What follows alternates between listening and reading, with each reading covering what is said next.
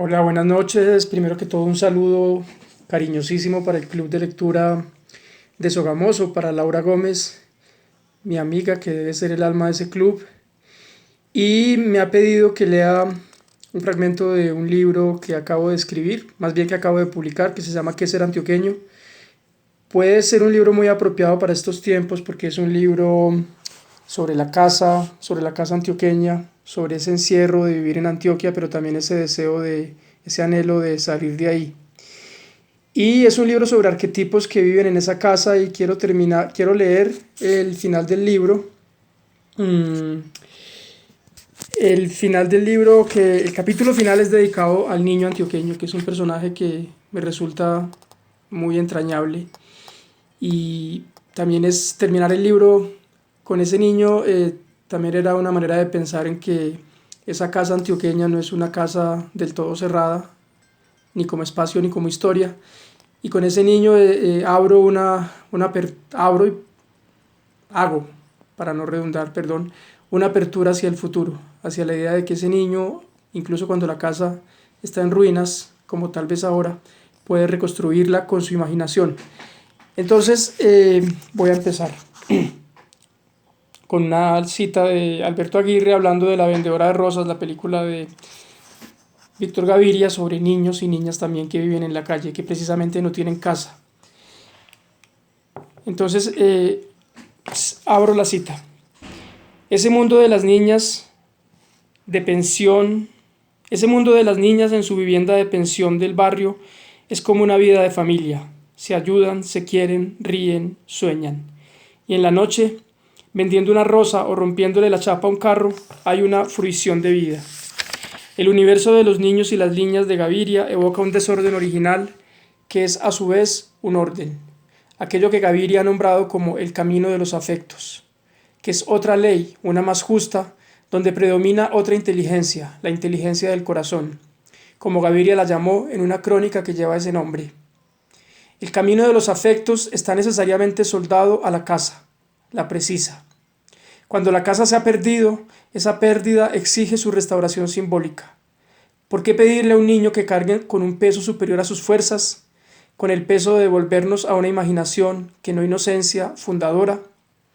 En las casas antioqueñas siempre hay niños, indiferenciados, arremolinados. Uno de los niños más inolvidables de la narrativa antioqueña es Antonio, el protagonista de Simón el Mago, el relato inaugural de Tomás Carrasquilla. Él es diferente a los demás habitantes de la casa por una razón sencillísima: el predominio de su fantasía. Esta es alimentada por frutos, la mujer negra que lo cuida y le descubre, como dice Gaviria, el mundo de lo desconocido, lo irreal y la hechicería. Inducido a la ensoñación por frutos, Antonio accede a otro nivel de realidad. En las historias que Antonio escucha, abro comillas, los objetos de la casa cobran vida, las escobas se convierten en caballos para cabalgar y la falda de su nana en una gran muralla protectora. Esto escribe Gaviria. Entonces todo lo que Antonio conocía como real se imanta de otra naturaleza, se vuelve mágico. Empieza a cuestionar las reglas que le transmiten sus padres, cambia sus costumbres y se obsesiona con volar. En su cuento, Carrasquilla despliega toda una topología de la casa y de los lugares asignados dentro de ese espacio a los distintos tipos de personas que la habitan. Cuando quiere volar para cumplir con las fantasías que le han inoculado frutos, Antonio se va fuera de la casa hasta donde terminan sus linderos, que no es otro lugar que el chiquero de los cerdos, el lugar de lo inmundo.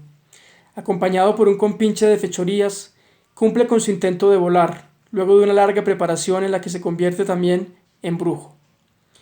Y se da de bruces contra el suelo del chiquero. Simón el Mago termina con la sentencia de Calixto Muñetón. Sí, mi amiguito, todo el que quiere volar como usted, chupa. La realidad recupera aparentemente sus dominios, pero a pesar de su fracaso, Antonio probó un fragmento de tiempo mágico. En el chiquero, donde viven los cerdos, escapó provisionalmente, como el hermano de los círculos del hermano mayor, un poema de Víctor Gaviria, cito, hacia otros padres y otras voces sin culpa, hacia su reino de dichosos niños con gafas. Dos grandes poetas antioqueños evocados en estas páginas que ya llegan a su fin, hermanados en su vocación de hijos pródigos, aluden permanentemente en sus poemas a los niños.